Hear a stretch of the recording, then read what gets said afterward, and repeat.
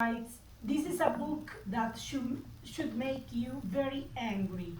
It is the story of a journalist imprisoned and treated with unbearable cruelty for exposing war crimes, of the determination of the British and American politicians to destroy him, and of the quiet connivance of the media in this monstrous injustice." This is, in a nutshell, this is what this monstrous injustice is about. I have been working on this case for the last 15 years, not only on this case, of course, but very intensely on this case. And you may ask why a journalist spends 15 years on a case. It's quite rare, of course. On the one hand, the documentation revealed by Wikileaks, by Julian Assange Wikileaks, especially the documentation for which he risks 175 years, the Afghan war logs, Iraq war logs, the cables, Guantanamo files, are among the most important revelations in the history of journalism. We have a Pulitzer here. I think he can confirm that this documentation, these documents are among the most important in the history of journalism, together with the Pentagon Papers and a few others. And I remember how exciting it was. Let me tell you how exciting as a journalist to get this documentation for the first time. We could see what the war propaganda machine was telling us about the wars in Afghanistan and Iraq, and what was happening, what the soldiers on the war theater were reporting. It was, for me, it was a unique opportunity. I know there was a precedent in 1971 when basically Daniel Ellsberg revealed the documentation, the Pentagon Papers on the war in Vietnam. For me, it was the first time. And that was a unique opportunity. We could basically spot the lies. We could expose the lies of the war machine for the first time. It was absolutely exciting for a journalist. So, you have to realize the condition in which we work. We cannot even get the FOI documents. So, you ask for the documentation, but the governments do not provide the documents to you. So you have to go through years of litigation just to get a few documents. And you have no chance to get these kind of documents. You have no chance. Let me tell you, Italy is a country which has a history of political violence. We had the Red Brigades, we had the strategy of tension in the 70s, early 80s. We had these terrorists, fascist terrorists, putting bombs in train stations and killing scores of people. Well, these people have basically tried to get the truth and justice about these massacres for the last 50 years, and they got nothing, absolutely nothing. After 50 years, they cannot get any truth about these massacres. Why?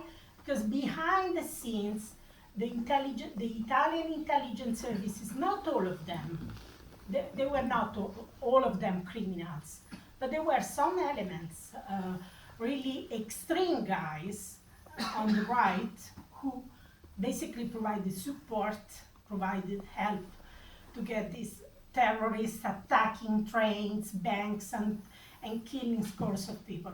So these people, after 50 years, are still looking, still searching for truth, and they have no chance whatsoever.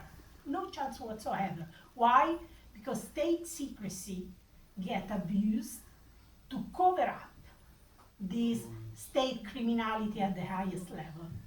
So it's the secrecy, state secrecy abuse, not to protect the security of citizens.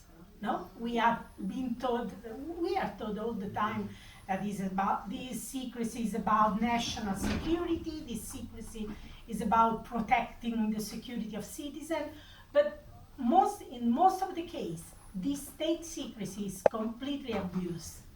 And these documents provide evidence of this abuse of secrecy to cover up state criminality at the highest level. State crimes like war crimes, torture, extrajudicial killings. We have hundreds of thousands of documents exposing the state criminality. So what I call the secret power, which is, is not a conspiracy theory. I avoid using deep state, because deep state in these days is everything. Everything is deep state.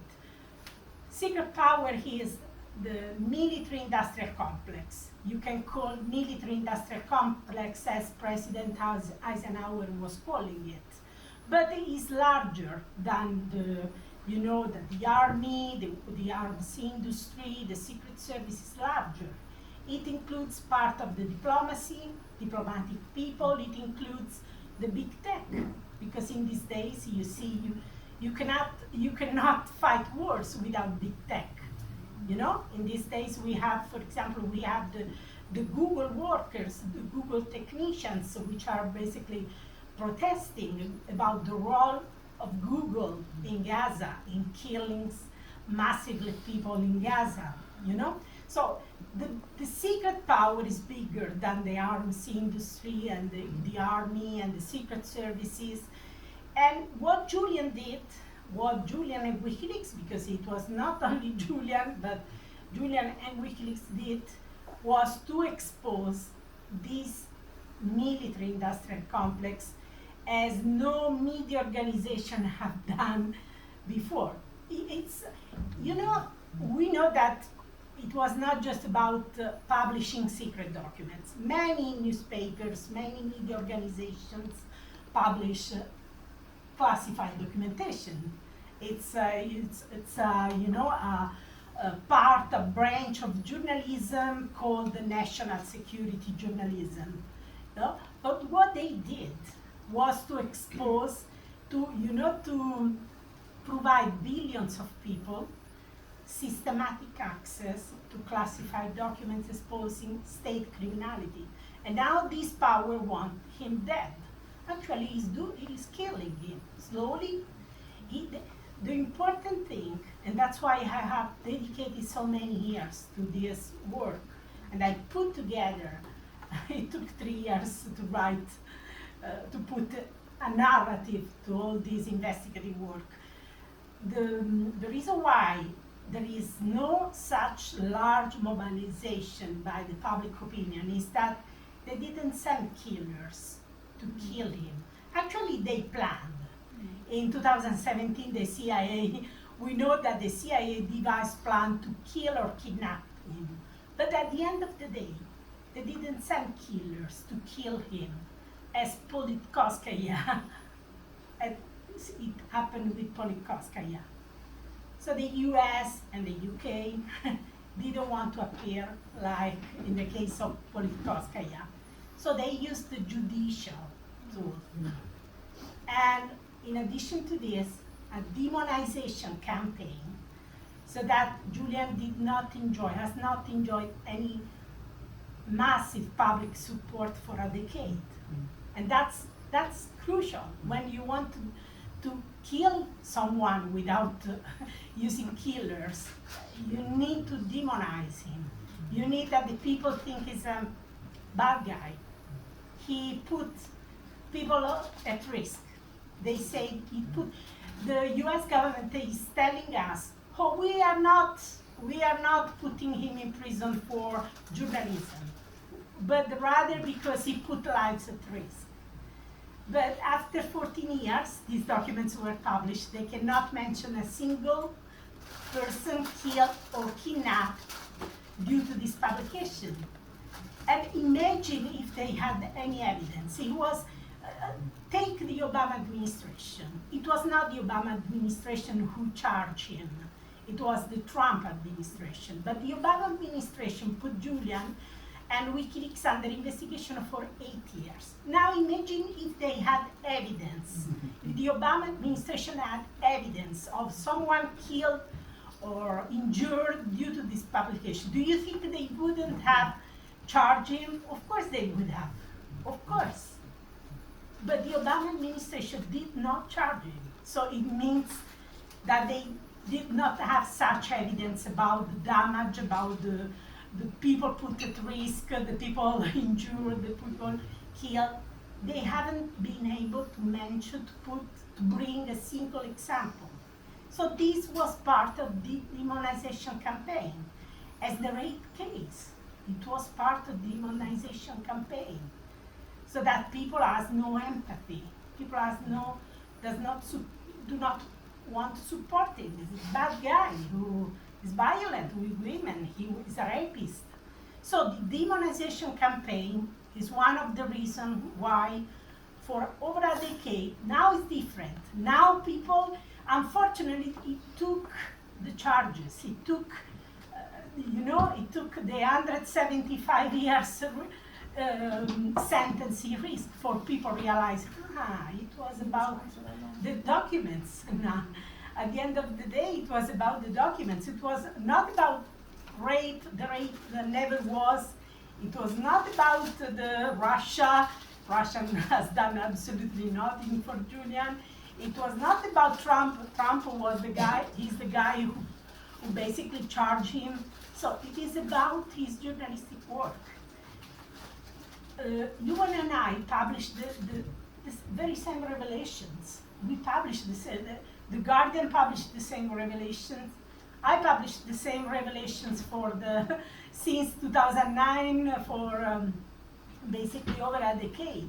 I was never put in prison. I was never, not even questioned. Not yet, Stefania. I want to say I had some intimidation. That's true. Some of them scary, but I never want to emphasize this because compared to what Julian has gone through, my troubles were nothing, absolutely nothing. So how can we accept this double standard that we are free and safe, whereas he's in prison? We cannot accept neither professionally nor at a human level. The human level is highly problematic. When I wake up in the morning and I think I can walk, I can work, I can meet friends, I cannot accept he cannot do it. I have a conscience, I have a conscience. That's why I don't want to give up on this case. And I fight with the only tool I have, the FOI. There's nothing else I do. I really would like to have a whistleblower from the inside finally leaking the documentation, because 4 governments have been denying them to me since 2015. It is quite something. It means that these documents are dynamite. Otherwise, they would not deny me the documentation. If the correspondence between them was just bureaucratic correspondence between administrations, between government departments and so on, they would release it. Why not? Why to keep? Why to deny it to me? But the fact that 4 governments, Sweden has FOI laws since the 18th century, 18th century, It has denied the documentation, and we discovered that they destroyed thousands of documents. They never admitted. I discovered this only because the UK authorities told me this, They destroyed thousands of documents. Why? Why they destroyed thousands of documents? This is a very controversial case. It's a very important case. If they played by the rules, they should have published the documents and say, look, this is a rape case, and we did whatever it was necessary for a rape case. Don't have any suspicions about us. Look at the documentation, read whatever you want. No, they denied me documents for years, since 2015 until 2023, 8 years. And at the end of the day, we discovered, thanks to the UK authorities, I don't know why they provided this information. Probably since they destroyed their own documents, they didn't want to be the only one who had destroyed documents. So at the end of the day, they said, hey, Sweden destroyed the documents, and we finally got an explanation because, appeals after appeal in Sweden, we didn't understand why they were not providing these documents until we were told that they had destroyed the documents. So, 4 governments, Sweden, Australia, United States, United Kingdom, have been denied me this documentation for the last 9 years. It means that this documentation contains the smoking gun of what? The smoking gun of this, of this coordination between governments to keep Julian out of business. And they did it, They took the best years of his life. Even if he will be safe, at the end he will be free.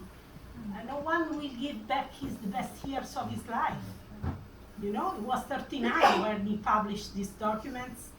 The Afghan warlocks, the Iraq warlocks, now he's 53. They took the best years of his life. And they terrified everyone. That's why we don't have sources. We don't have a manning for Ukraine. We don't have a manning for Ukraine. Very likely the sources are terrified. So that's why we absolutely have to win this case. And I take every opportunity to discuss this case, because the only hope Julian has is public pressure. Nothing else will work. It work. Justice won't save him. Appeal after appeal. Of course, they will give him another appeal and another appeal and another appeal, 300 appeals, but he remains in prison. And after 300 appeals, he's still in prison. The law has been used against Julian as a tool to keep him arbitrarily detained and finally confined and finally imprisoned in Belmarsh. And they have played they have used the law. They haven't sent the killers, as I said. They haven't sent the killers. So unless there is public pressure, Julian won't be free. So we absolutely have to win this case. For Julian, absolutely. For Stella, for their children, absolutely, But we also have to win for us, because, if we lose the freedom to expose state criminality, we will no longer live in a free society. There was an a famous anti-fascist politician in Italy who said, freedom is like the air. You realize that how vital it is when you lose it, when you start losing it. And if we lose the freedom to expose state criminality, we lose the freedom of living in a democracy. Seriously. No freedom. Thank you.